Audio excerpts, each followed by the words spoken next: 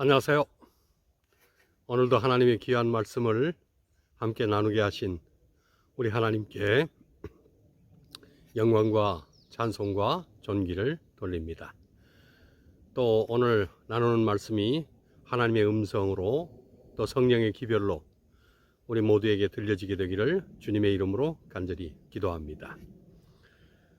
오늘 말씀의 제목은 입으로 하신 말씀을 응하게 하시려고, 입으로 하신 말씀을 응하게 하시려고. 본문의 말씀으로 에스라 1장 1절의 말씀을 선택했습니다. 구약 711페이지 에스라 1장 1절입니다.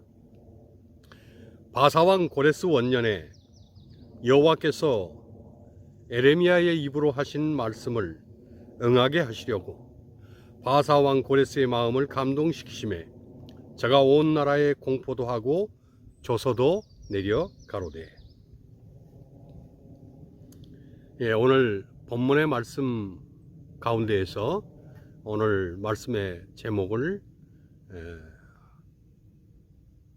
발췌해냈습니다. 입으로 하신 말씀을 응하게 하시려고. 에스라서는 범죄한 이스라엘이 70년간의 바벨론 포로 생활을 마치고 메데 파사의 고레스 왕이 내린 칙령으로 본토로 귀환하는 그런 역사를 기록하고 있습니다. 또한 귀환 후에 지도자인 스룹바벨을 중심으로 성전을 건축하고 에스라의 지도로 백성들이 회개하고 성별하는 역사가 기록되어 있습니다. 모두 10장으로 구성된 에스라는 두 부분으로 구성이 됩니다. 1장부터 6장까지는 성전 재건을 위해서 스룹바벨의 인도로 이루어진 1차 귀환을 다루고 있습니다.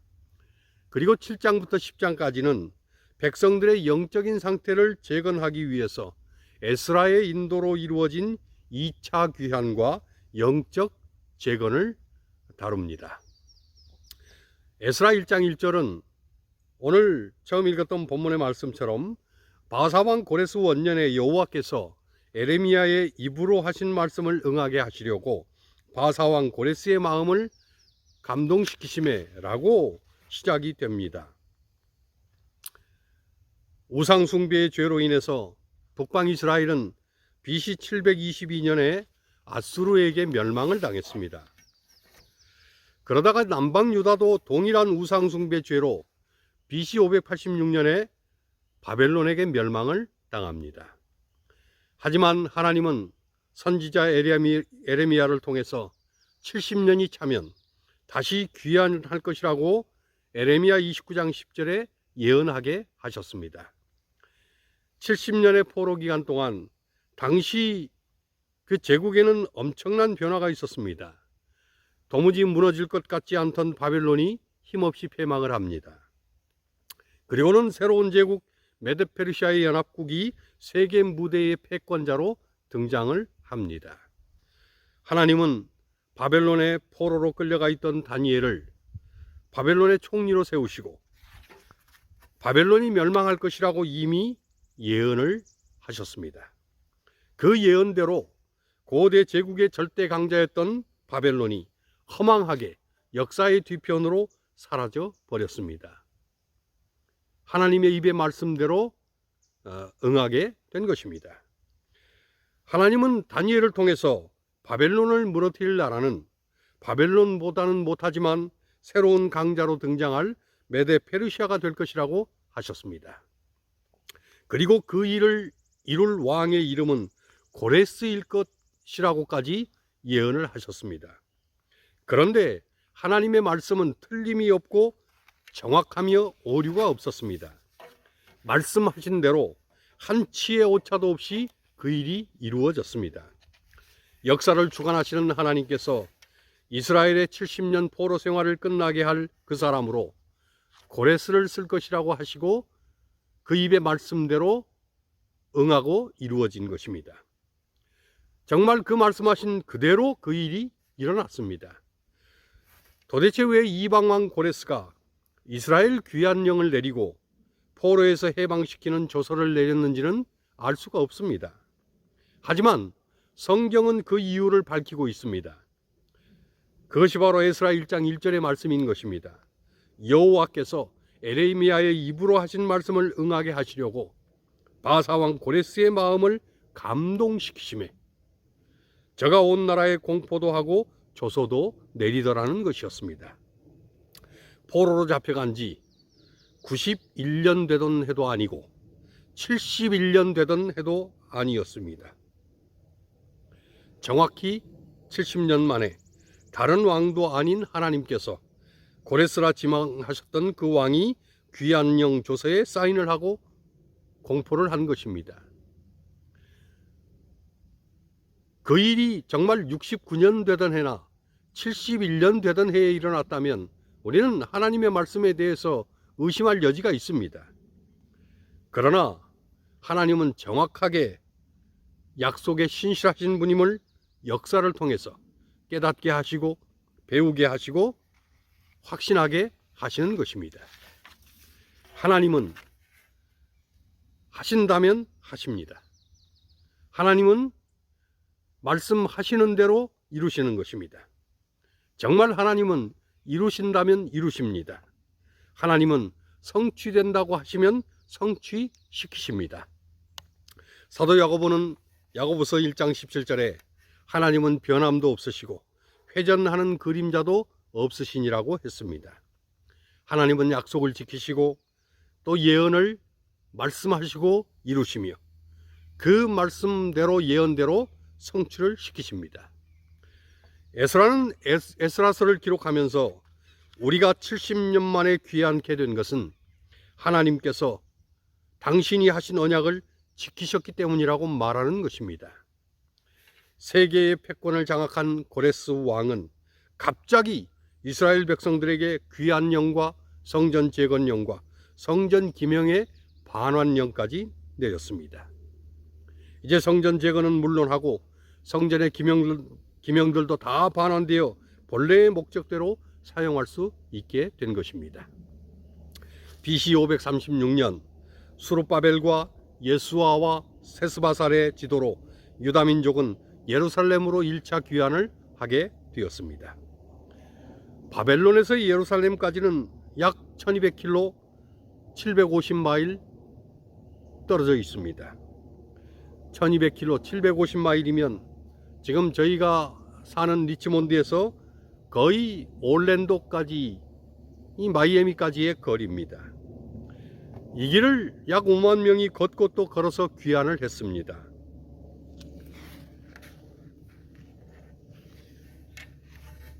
성인이 1시간 걸을 수 있는 거리가 약 4km 10리라고 얘기합니다.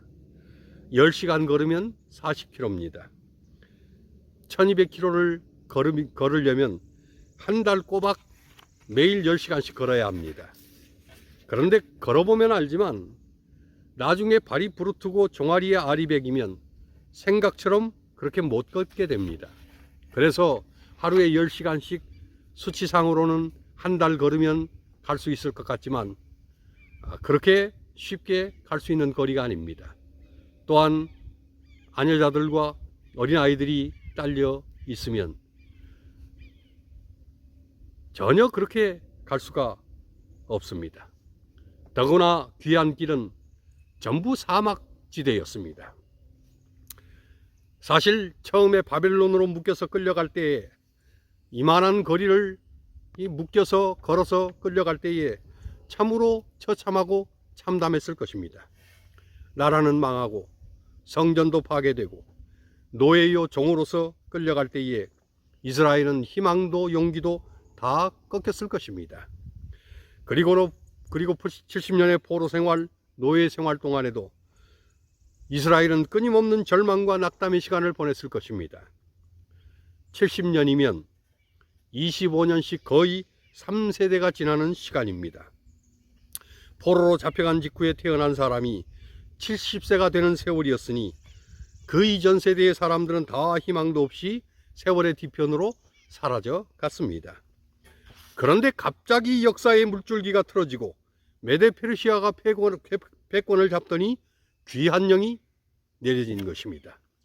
이스라엘은 반신반의하면서 조서가 정말 시행되려나 했더니 몸만 가는 것이 아니고 성전 재건령과 함께 성전 기명들까지 싣고 돌아가게 된 것입니다.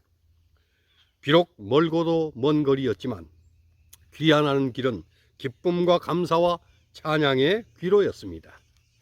이제 긴 여정을 마치고 마침내 예루살렘으로 돌아왔습니다. 귀환한 사람 중에 예루살렘을 기억하는 사람은 70이 훨씬 넘은 노인들 뿐이었습니다. 아무튼 귀환한 이스라엘은 성전 재건을 시작했습니다. 레바논에서 백향목을 사들이고 성전 기초를 새로 놓았습니다. 성전 재건은 백성들의 기쁨이요 즐거움이었지만 파괴되기 전에 솔로몬 성전을 보았던 노인들은 대성통곡을 했습니다. 그 영화롭던 성전은 어디로 가버리고 초라하게 재건을 해야 하는 아픔에 그들은 울었습니다. 또 한편으로는 그나마 기약 없던 포로 생활을 끝내고 성전을 짓는다니 감격해서 그들은 또 울기도 했습니다. 하지만 시작된 성전 재건은 쉽지가 않았습니다. 많은 반대와 이웃 민족들의 방해로 건축이 14년 정도 중단되기도 했습니다. 하지만 선지자 학개와 스가랴의 격려로 BC 516년에 성전이 재건되어서 이것을 제2의 성전 또는 스룹바벨 성전이라고 불렀습니다. 이제 성전이 완공되고 이스라엘은 새 성전 봉헌식을 드렸습니다. 그리고 유월절도 회복하여 지키고 무교절도 자유롭게 지키게 되었습니다. 여기까지가 에스라서 1장까지의 1차 귀환의 역사에 관한 기록입니다. 이제 에스라 7장은 2일 후에 바사왕 아닥사스다가 또 한 차례 이스라엘 귀환령을 내렸다고 했습니다. 이것이 에스라를 지도자로 하는 2차 귀환이었습니다. 죽으면 죽으리라고 했던 에스더 왕비의 불임절 사건은 이 1차 귀환과 2차 귀환 사이 에스라서 6장과 7장 사이에 일어나는 사건입니다. 1차 귀환이 있은 지 약 80년이 지난 BC 458년에 에스라는 제사장과 레위인 그리고 평민을 포함하여 1753명을 인솔하여 2차 귀환을 합니다. 당시 귀국 인구가 남자만 1753명으로 기록되어 있지만 실제로 여자와 어린아이까지 포함해서 약 5,000명 정도로 추산을 합니다. 바벨론에서 예루살렘으로 돌아오는데도 4개월가량이 소요되었다고 에스라 7장 9절은 기록을 합니다.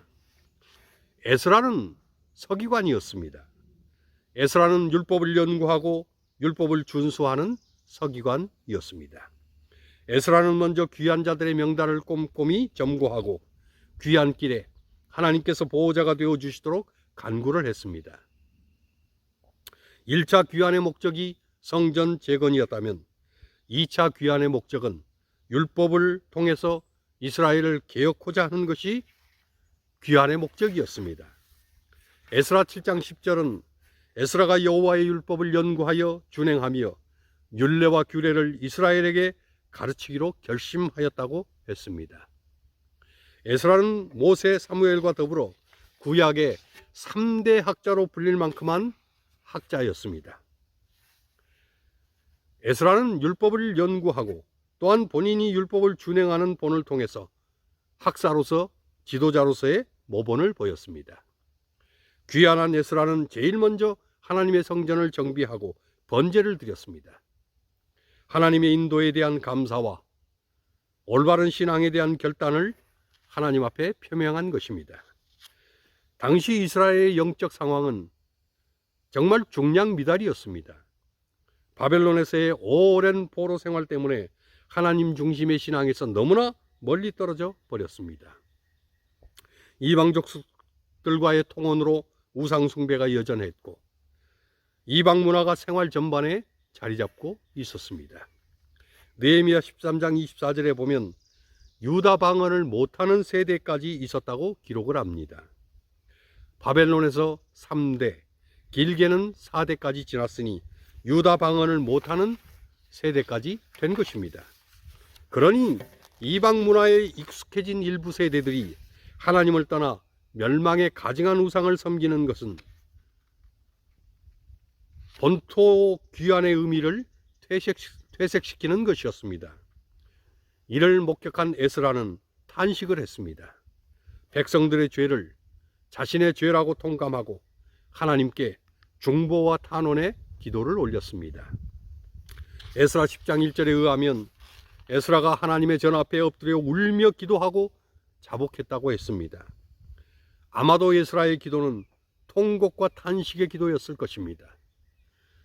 그의 통곡하는 기도가 얼마나 컸는지 에스라의 기도를 백성들이 들었다고 했습니다. 지도자 에스라의 눈물 어린 기도와 회개는 백성들의 영을 흔들기에 충분했던 것 같습니다. 백성들이 함께 심히 통곡하며 회개하기를 시작을 했습니다. 그리고 그 회개에는 진정성이 있었습니다. 이스라엘의 회개는 문제를 해결하는 결단으로 이스라엘을 이끌었습니다. 이 회개 운동에 특별히 여히엘의 아들 스가냐가 앞장을 섰습니다. 스가냐는 이스라엘의 이방 족속과의 통혼을 인정하고 회개를 했습니다. 그리고 결단하여 주의 교훈을 쫓겠다고 했습니다. 이방 아내와 소생들을 다 내어보내겠다고 했습니다. 하나님과의 언약을 바로 세우고 율법대로 살겠다고 했습니다. 다시 언약 백성으로 하나님께 돌아가겠다고 선언을 했습니다. 당시는 비가 오는 우기였습니다. 하지만 환경적인 악조건 속에서도 에스라는 개혁을 늦추지 않았습니다. 모든 백성들을 예루살렘으로 불러 모으고 곧바로 이방인들과 통혼자들을 조사하여 112명을 찾아냈습니다. 하나님께 대한 충성의 결단으로 이방 여인들을 돌려보내게 했습니다. 신앙의 순수성을 보존하는 것, 이것이 그 당시 이스라엘의 소명이었습니다.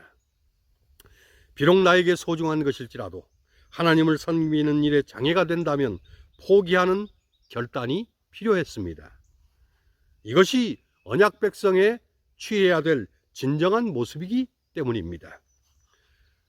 그런데 에스라 시대의 모습은 그 당시만의 문제만은 아닙니다. 역사는 반복됩니다. 오늘날에도 동일한 문제가 일어납니다. 따라서 오늘을 사는 우리도 하나님과의 언약을 재정비해야 합니다. 신구약은 모두 하나님의 언약의 서신입니다. 우리는 하나님의 언약, 하나님의 제도, 하나님의 원리를 다시 정립해야 합니다. 말씀을 바로 세우고 말씀대로 바로 행하고 말씀대로 바로 사는 말씀 중심의 신앙이 바로 서야 합니다. 왜냐하면 하나님은 말씀하신 그대로 행하시고 또한 우리가 말씀대로 행하고 살 때에 축복하시기 때문입니다. 하나님은 입으로 하신 말씀은 반드시 응하게 하시는 것입니다. 그러니 교회는 부흥을 논하고 축복을 논하기 전에 언약의 말씀에 대한 믿음과 실천을 재정비하고 재정립해야 합니다. 말씀의 원칙에 준거하여 할 것은 해야 하고 하지 말 것은 하지 말아야 합니다. 말씀의 원칙에 준거하여 무너진 것은 수보해야 하고 잘못된 것은 잘라내야 합니다. 언약의 말씀대로 살고 언약의 말씀대로 생활해야 하는 것입니다. 하나님은 언약에 신실하십니다. 언약은 두 사람 간의 약속입니다. 하나님은 우리와 약속하십니다. 그리고 하나님은 당신의 약속에 신실합니다. 그렇다면 하나님과의 언약 상대인 우리만 신실하면 하나님은 약속하신 대로 우리를 축복하시고 우리를 인도하시고 우리를 이끄시고 우리로 승리하게 하실 것입니다. 그렇게 되면 하나님의 축복과 하나님의 역사하심과 하나님의 부흥은 우리에게 임하게 될 것입니다. 이방 왕이었던 고레스도 감동시키는 하나님께서 우리에게 무엇인들 못해 주실 것이 있겠습니까? 우리가 하나님 앞에 신실하기만 하면, 그리고 말씀에 바로 서서 말씀 중심의 삶을 하나님 앞에 보여드리기만 하면 하나님은 약속에 신실하셔서 우리에게 필요한 모든 영적인 은혜와 우리에게 필요한 모든 영적인 능력을 아낌없이 그리고 다함없이 쏟아 부어주실 것입니다. 또한 약속하신 이 마지막 시대의 늦은 비 성령을 충만히 우리에게 허락하실 것입니다. 하나님은 그 입으로 하신 말씀을 응하게 하시려고 우리와 언약하시고 그리고 그 언약을 하나님은 지키시고 우리 역시 그 하나님의 언약에 붙들림 바 되어서 하나님과 함께하는 그런 영의 사람들, 말씀의 사람들, 하나님의 사람들이 되기를 원하시는 것입니다. 에스라 선지자가 우리에게 말씀을 통해서 기별하는 이 중대한 기별을 정말 성령의 음성으로 마음에 받고 말씀 중심의 삶으로, 말씀 중심의 신앙으로, 그리고 하나님과의 약속에 신실한 그런 믿음으로 우리 모두가 하나님 앞에 바르게 설 수 있게 되기를 간절히 바랍니다. 예수님 곧 오십니다.